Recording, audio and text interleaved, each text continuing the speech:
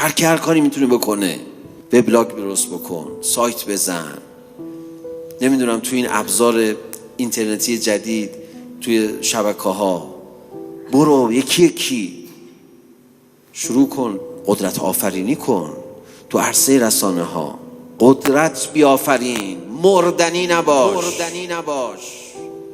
محبت به امام زمان عجین شده با محبت به قدرت امام زمان. امام زمان تو دوست داری؟ قدرت براش بیار. من قدرت تو میخوام یا ابن الحسن.